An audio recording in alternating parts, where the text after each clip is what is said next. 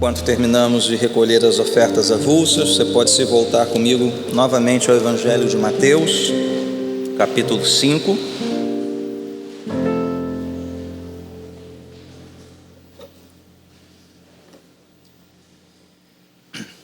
Crianças, mais uma vez, vocês podem dividir a sua folhinha em duas partes, seja dobrando, com um risquinho. Nós vamos caminhar por mais duas bem-aventuranças nesta manhã, as registradas nos versos 8 e 9. Então vamos ler apenas esses dois versos. Já conhecemos o contexto dessas palavras, já fomos apresentados ao contexto maior deste sermão, sermão da montanha, sermão do monte, discurso do rei, discurso do Senhor Jesus. Versos 8 e 9 de Mateus capítulo 5 dizem o seguinte: Bem-aventurados os puros de coração, pois verão a Deus. Bem-aventurados os pacificadores, pois serão chamados filhos de Deus. Irmãos, como nós temos visto, as bem-aventuranças compõem um retrato do cristão, um retrato daquele que reflete o Senhor Jesus Cristo. E Jesus começa o Sermão do Monte, como nós já vimos, com as qualidades do ser. Antes de mencionar o que um cristão faz, Jesus diz quem o cristão é, quem ele deve ser. As três primeiras, como já vimos, versavam sobre a nossa necessidade espiritual. As três primeiras bem-aventuranças enfatizam aquela vital importância da consciência que você deve ter do seu pecado, da absoluta necessidade de Deus, da sua absoluta falência espiritual, e somente a salvação em Cristo pode preencher isso. Portanto, você chora, você lamenta, você anda humildemente na presença de Deus. Mas logo em seguida, no verso 6, a quarta bem-aventurança, começamos a ouvir Jesus falar da grande provisão, da grande satisfação a essa necessidade. Tendo percebido a nossa necessidade, Deus se aproxima de nós com a sua resposta graciosa e admirável. As duas bem-aventuranças seguintes, fome e sede de justiça, misericórdia, ressaltam que, embora nós devamos descobrir quão profunda é a nossa miséria e necessidade, Deus não quer que a gente fique parado aí. Deus deseja então nos preencher de algo novo, voltar os nossos olhos para Ele e para o outro. O eu não está mais no centro, mas sim o outro, Jesus Cristo, e os outros ao nosso redor. Hoje nós prosseguiremos então refletindo nas duas bem-aventuranças seguintes, nos versos 8 e 9. E veja, há aqui como eu disse, uma sequência lógica no que o Senhor Jesus está nos dizendo. Não são bem-aventuranças aleatórias. Alguns sugerem, como Martin Lloyd-Jones sugere, uma correspondência entre aquele que chora, lamenta o seu pecado, e a pureza de coração descrita no verso 8. Sim, o que chora o seu pecado, além das suas lágrimas verterem, por dentro o Senhor Jesus está limpando este coração consciente do seu pecado. Ele nos dá o seu perdão então, e assim podemos contemplá-lo. Os puros verão a Deus. Mas também ele sugere uma relação entre o ser humilde, a humildade, a mansidão, e o pacificador, ser um pacificador.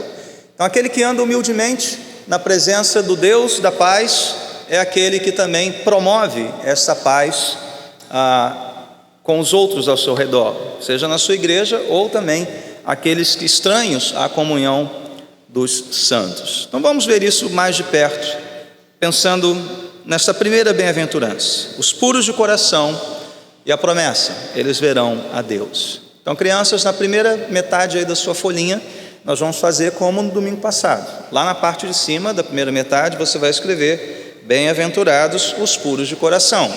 Ali na parte de baixo, pois verão a Deus, e vai deixar a parte do meio para o belo desenho que você vai fazer daqui a pouquinho, tá ok? Então escreva as frases, guarde as frases.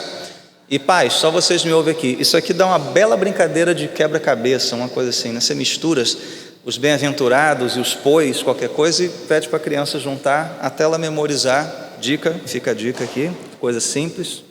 Muito bem.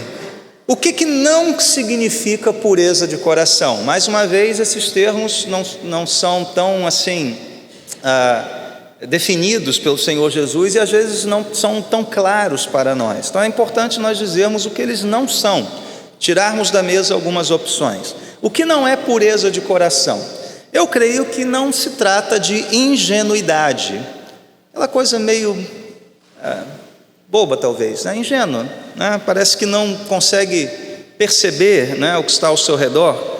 E veja, o próprio Senhor Jesus disse que nós devíamos ser sagazes, espertos, simples como as pombas, mas sagazes como as serpentes. A própria sabedoria bíblica em Provérbios, né, exige que nós estejamos atentos ao mal, exige que o cristão saiba discernir o mal. Então não é aquela ingenuidade que vê flores em tudo, né, que todo mundo é bonzinho, né, o mundo vai ficar melhor, sabe, meio utópico, meio ingênuo. Não é isso que se trata, que é pureza de coração. Também creio que não se trata de sinceridade, embora inclua sinceridade, ser sincero, porque pessoas podem permanecer sinceramente erradas e com seu coração imundo, e bastante sinceras. Então creio que não seja um sinônimo de sinceridade. E também, isso é mais importante no contexto de Jesus do que no nosso, não se trata de limpeza cerimonial. Lembra que Jesus teve algumas discussões ali com os fariseus sobre questões envolvendo a limpeza cerimonial, limpar as mãos, lavar copos e pratos. Não é disso que ele está falando aqui. Então, tirando essas opções da nossa mesa, do que se trata então esta pureza? Veja que, né, os salmos que nós lemos no início deste culto já nos dão ali uma certa direção. Esta pureza de coração é algo que o Antigo Testamento já nos fala. É uma questão principalmente de compromisso do nosso coração com a vontade de Deus. É um compromisso do nosso coração. Somente um coração purificado por Deus pode contemplá-lo. Esta é a promessa, eles verão a Deus. E conforme, novamente, os salmos nos dizem, essa é uma expectativa antiga. A presença de Deus, estar no santuário de Deus, é algo possível aos que são puros de coração. Mas pastor, como purificar aquilo que, segundo Jesus, é a fonte de maus pensamentos, adultérios, egoísmo, maledicência? A resposta, mais uma vez, é que isso é impossível ao ser humano, impossível a nós, por qualquer método, por qualquer terapia, por qualquer recurso psicológico, terapêutico que seja, porque a Bíblia diz que o nosso coração é sempre e somente voltado para o mal. Toda inclinação do coração humano é sempre e somente voltado para o mal. Desde Gênesis, a palavra de Deus diz isso. O profeta Jeremias diz que nós temos um coração enganoso, cuja doença é incurável. Mas Deus, por meio do profeta Ezequiel, nos dá uma esperança, uma palavra de graça e misericórdia. Ele diz: aspergirei água pura sobre vocês e vocês ficarão puros. Eu os purificarei de todas as suas impurezas e de todos os seus ídolos. Darei a vocês um coração novo e porei um espírito novo em vocês. Tirarei de vocês o coração de pedra e lhes darei um coração de carne. Isto é obra de Deus, obra exclusiva de Deus. Então, criança, pensando nesse versículo, nessa passagem de Ezequiel, eu quero que você desenhe dois corações. Um assim bem sujinho, com pedras, entulho, né? Aquele coração de pedra. E um outro do lado, limpo, bonito, né? Pode fazer um brilhozinho assim do lado dele. Esse é o coração que recebeu água pura do Senhor, que foi purificado por Deus. Essa é uma obra exclusiva da graça de Deus. Então, o que é ser puro de coração? Uma boa sugestão foi dada pelo filósofo cristão Søren Kierkegaard. Ele deu a um dos seus livros o seguinte título: Pureza de coração é desejar uma só coisa. Que coisa é essa? Aliás, quem é esse que o nosso coração deseja? É o próprio Senhor Jesus. Portanto, pureza de coração aqui é ser intransigentemente, não negociar de modo nenhum a sua dedicação a Jesus Cristo. Pureza de coração significa que você não permitirá que nada se coloque entre você e a visão da glória de Deus em Cristo Jesus. Nada entre você e a paz, a justiça, o amor que flui do Calvário. Nada entre você e a certeza da vida eterna que você tem no túmulo vazio. Nada, absolutamente nada. Martin Lloyd Jones diz que pureza de coração é viver para a glória de Deus em todos os aspectos da vida. Parêntese, curso de cosmovisão para entender também o que é isso. Então, sendo este o nosso alvo supremo, o cristão quer viver para a glória de Deus. O puro de coração deseja contemplar a Deus em todas as coisas, deseja ver Deus em todas as coisas, se submeter a Deus em todas as coisas. E nós temos alguns adversários nessa caminhada, não é verdade? Esse mundo insiste em nos oferecer coisas, em brilhar diante dos nossos olhos.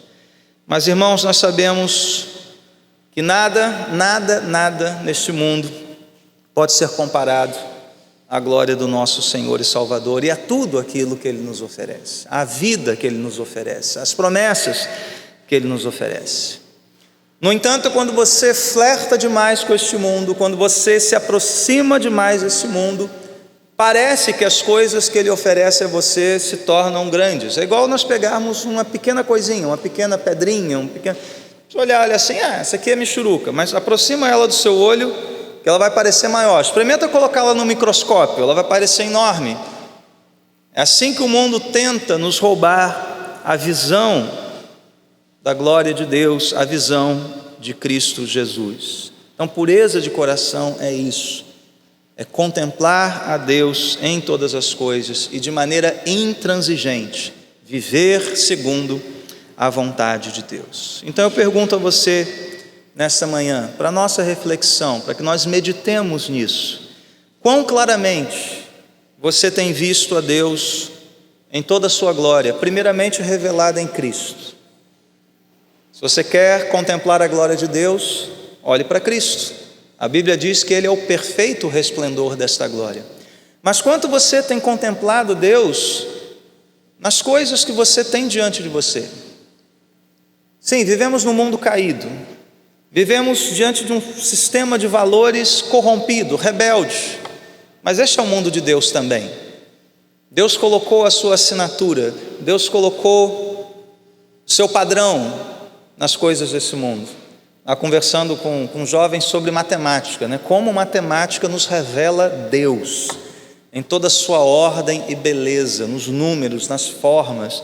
Então até nisso nós temos que contemplar a Deus. Aqueles que tiveram seu coração purificado pelo Senhor, eles veem Deus em tudo que é canto. Deus está aqui, Deus está na provisão, Deus está no dia a dia, Deus está regendo essa história, Deus está presente em nosso meio. Eles conseguem ver isso, eles conseguem contemplar isso, porque Deus já tirou o véu que nos separava desta visão. Deus já limpou o nosso coração das coisas que nos atrapalham nesta visão. Então não permita que nada se coloque entre você, o seu coração, os seus olhos e a visão clara da presença de Deus, da glória de Deus em todas as coisas deste mundo. Então ver a Deus é ver a Cristo, a imagem do Deus invisível. Então veja, se hoje já é uma bênção você contemplar Deus por meio do seu Filho, imagina quando a promessa deixada pelo apóstolo Paulo se cumprir, que um dia nós o veremos face a face. Hoje Paulo diz que nós vemos como um reflexo obscuro, como num espelho. O espelho no mundo antigo não era tão clarinho, tão bom quanto os espelhos de hoje, mas um dia veremos face a face. Aí já não viveremos mais por fé, viveremos por vista. Aí sim nós veremos. Mas hoje vivemos por fé, com os olhos da fé, contemplando ao Senhor, contemplando a Deus, em cada momento, em cada detalhe desta vida, pois Ele é o Senhor de todas as coisas. Deus possa fazer assim conosco, meus irmãos, nesta manhã. O que segue em seguida, na próxima bem-aventurança, é algo bastante natural. Então, crianças, do mesmo jeito, vocês vão fazer, na segunda metade da folhinha, bem-aventurados os pacificadores, e embaixo, pois serão chamados filhos de Deus, e vão fazer um desenho, que eu vou dizer já já qual é. Então veja, a transição entre a pureza de coração e o ser pacificador é bastante natural. Acompanhe comigo como Jesus faz essa tradução. É a seguinte: pense na pergunta que Tiago faz em sua carta: de onde vêm as guerras e contendas que há entre vocês da igreja, de vocês cristãos? E Tiago responde, quer dizer, faz uma outra pergunta já com um tom de resposta, né? Não vem das paixões que guerreiam dentro de vocês? O que é dentro de vocês? No coração. O que Tiago está dizendo? Olha, vocês não têm paz, vocês experimentam conflitos, porque há paixões que guerreiam dentro de vocês. Então veja, um coração purificado, um coração do qual Deus arranca a vaidade, como nós cantamos aqui, arranca o egoísmo, arranca essas paixões, é um coração disposto a amar e a pacificar, a ser um proclamador da paz de Deus. Veja, nós só temos essa paz, portanto, se o nosso coração estiver puro na presença de Deus. E uma vez que Deus nos purifique, nós buscamos transmitir e viver esta paz. Isso porque, se este é o caráter de Cristo, expresso nas bem-aventuranças, a palavra diz a respeito do Senhor Jesus que Ele é a nossa paz. Ele é a nossa paz, o qual de ambos fez um, e destruiu a barreira, o muro de inimizade. Paulo diz isso em Efésios capítulo 2. Novamente, o que não é um pacificador? Nós temos algumas opções que temos que tirar também da mesa para não nos confundir aqui. E talvez uma das mais populares seja ligar a palavra pacificador a uma palavra semelhante, que é pacifista. Ser pacificador não é sinônimo de ser um pacifista. Ser pacificador não significa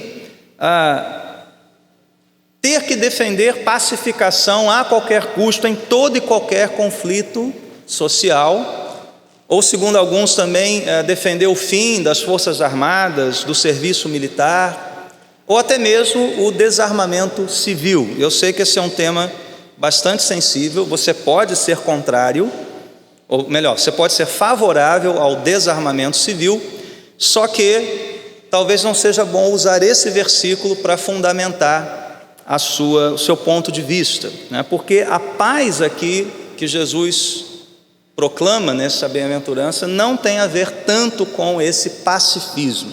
Na verdade, Jeremias nos lembra que pregar paz, paz, quando não há paz, é obra do falso profeta e não da testemunha cristã. Então há momentos em que o cristão não vai dizer paz, paz, quando não há paz. Não há paz.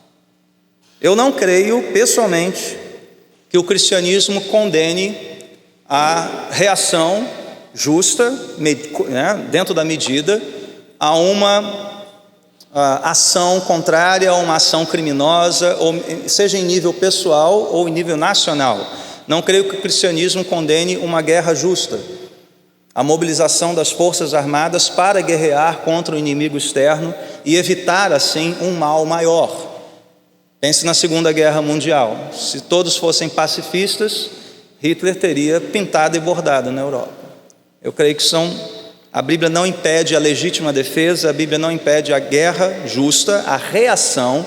Veja, nós não somos ativos nisso, nós somos reativos. Nós estamos recebendo agressão e não agredindo. Então eu creio que ela não condene isso. Então a paz que o Senhor Jesus se refere aqui, e nos diz que isso é um motivo de bem-aventurança, é aquela paz estabelecida por Deus, por meio do sangue da cruz. É aquela paz que tem como alvo reconciliar o homem com Deus. Colossenses 1:20 nos diz isso, que Jesus, pelo sangue da cruz, fez a paz, reconciliou todas as coisas com Deus. É a paz da qual nos fala Romanos 5, capítulo 1. Justificados, pois, mediante a fé, temos paz com Deus. É esta paz aqui, a paz que nos torna o relacionamento com Deus possível e nos une numa comunidade de fé, numa igreja, onde não há barreiras, não há muros de inimizade. Por quê? Porque Cristo já fez a paz entre nós e Deus e entre nós também. Esta é a paz que excede todo entendimento. Esta é a paz que Jesus nos deixou quando Ele mesmo disse: deixo a minha paz vos dou, não a dou como o mundo a dá. É uma paz diferente, simplesmente a ausência dos conflitos. É a paz com Deus. Então, crianças, o seu desenho não será a pombinha da paz. Curiosidade, a pombinha da paz foi um símbolo encomendado por Stalin, tá bom, gente? Então, uma boa propaganda comunista. Então, não é bom lembrar de Stalin, um dos maiores genocidas da humanidade, que pediu para um artista, se eu não me engano foi Picasso, desenhar a pombinha da paz, que virou símbolo da paz. Então você vai desenhar uma bandeira, que é o símbolo comum da paz. Quando você pede paz, você hasteia uma bandeira, olha, paz. Você vai desenhar uma bandeira escrito paz no meio dela, tá bom? Deixa a pombinha de lado. Então, como vivemos e pregamos essa paz com Deus mediante o sangue de Jesus Cristo, a paz que nos reconcilia com Deus. O Evangelho é a mensagem de paz na terra aos homens a quem Deus concede o seu favor, não é verdade? Então, como vivemos essa paz, como pregamos essa paz? Por meio do Evangelho de Cristo. E deixa eu logo tirar uma dúvida que eu sei que alguns estão tendo aqui. Sim, Jesus disse que não veio trazer paz, veio trazer espada. Lembram dessa referência?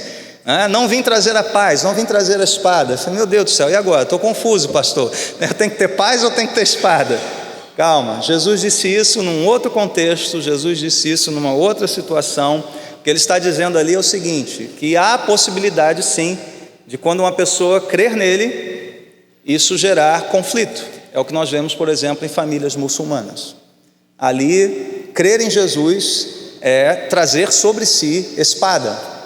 Não haverá paz num lar dividido entre um convertido ao cristianismo e uma família muçulmana. É nesse contexto que Jesus disse isso, tanto que alguns versículos seguintes ele diz que os inimigos do homem serão os da própria casa. É nesse contexto que há paz, que não há paz e sim espada. Mas tirada essa dúvida, vamos voltar para a bem-aventurança. Então essa paz que flui do Evangelho, ela tem um custo. Jesus não pregou aquela paz interior do mestre Shifu, lá do Kung Fu Panda, paz interior, aquela paz mística, aquela paz barata. É uma paz custosa, é uma paz que exige que você se arrependa, que você deposite diante de Cristo o Rei as suas armas, dizendo, Senhor, eu não quero mais lutar, está aqui, eu me arrependo dos meus pecados, eu aposento a armadura e as armas deste mundo para tomar a sua cruz. É uma paz custosa, é uma paz que exige de nós dar a vida pelos nossos irmãos, é uma paz que exige de nós que perdoemos as ofensas dos nossos irmãos contra nós. Só o Evangelho pode fazer isso, nenhuma terapia pode fazer isso, só o Evangelho. Então, pacificadores, portanto, são pregadores do Evangelho da paz. Aliás, eles calçam as sandálias deste Evangelho. É o Evangelho no qual a paz, justiça, a glória de Deus são reveladas. E veja, essa é a paz que nós pregamos para os de fora. Não a paz do pacifista, de ausência só de conflitos, mas a paz bíblica que nos torna agora aceitáveis a Deus por meio de Cristo. A paz que flui do Calvário, do bom relacionamento com Deus. Mas e na comunidade de fé? Essa é uma outra dimensão importante, e com isso nós caminhamos para a conclusão. John Owen, puritano, ele tem uma imagem muito interessante. Ele cita, ele nos dá a imagem de um homem recolhendo feixes de madeira para sua lareira no campo. E os feixes não são todos retinhos, bonitinhos, né? Eles são tortos, um é mais grosso, um é mais fino, outro tem uma ponta para cá, outro tem uma ponta. Então, juntar aquilo é um negócio difícil. Mas o que a pessoa faz? Ela pega aquilo tudo e amarra com um laço, dá um nó bem forte, e aí ela consegue carregar aqueles feixes, todos diferentes, todos, né, estranhos, para sua casa, para sua lareira. Esse laço, esse feixe que amarra, esse laço, né, que amarra os feixes, é a paz de Cristo dentro da igreja. E essa é uma imagem bíblica. Paulo nos diz em Efésios 4:3: façam todo o esforço para conservar a unidade do Espírito pelo vínculo da paz. Cada um de nós aqui é um feixezinho de madeira diferente, alguns mais retinhos, outros mais grossos e com pontas, alguns com muitos espinhos, né? Alguns compridos, outros mais curtinhos, mas a paz de Cristo faz assim conosco, ó. Amarra, deixa aquilo firme, de modo que o Senhor Jesus conduza a sua igreja. Então eu pergunto a você nesta manhã: você tem buscado essa paz nos relacionamentos aqui da igreja? Paulo fala de um esforço para nós conservarmos esta paz. Ou você tem sido contencioso? Ou você é daqueles que, não levo o desaforo para casa? Não leve mesmo não, leve-o para a cruz. E perdoe, e receba perdão. E deixa a guerra do seu coração de lado. A paz de Deus, que excede todo entendimento, deve fluir na igreja. Mas, quanto você tem sido um proclamador da paz de Deus por intermédio de Jesus Cristo àqueles que não vivem em paz? Quanto você tem calçado seus pés com o Evangelho da paz? Então, se você já creu nesse Evangelho, essa paz está contigo. Basta que você permaneça com seu coração diante de Deus, para que ela flua para a sua casa, para a sua congregação. Mas se você ainda não creu no Evangelho, eu sinto dizer que esta paz você não tem. Você tem uma paz passageira que o mundo dá, mas Jesus disse: a minha paz eu não dou como o mundo a dá. Portanto, o que Cristo tem a oferecer é infinitamente melhor. É a paz com Deus. É a paz com Deus. Aquela certeza em nossos corações de que não há condenação para os que estão em Cristo Jesus. Aquela certeza em nossos corações que o sangue do Cordeiro nos expia, nos cobre diante de Deus. E aquela paz que, diz Paulo aos Filipenses, excede todo entendimento e que guardará as nossas mentes e os nossos corações em Jesus Cristo. Que a paz dele seja contigo nesta manhã. Que a graça dele seja contigo nesta manhã. Que você tenha o coração purificado pelo Senhor nesta manhã. Vamos orar. Deus e Pai, obrigado mais uma vez pela tua palavra, pelo quanto ela nos confronta e corrige, Senhor, e pedimos, perdoa-nos. Perdoa-nos se temos permitido que algo se interponha entre nós e o Senhor, e perdoa-nos, ó Deus, as guerras e contendas em nossos corações, alimentadas por coisas tão fúteis. Perdoa-nos, ó Deus. Haja paz em nosso meio,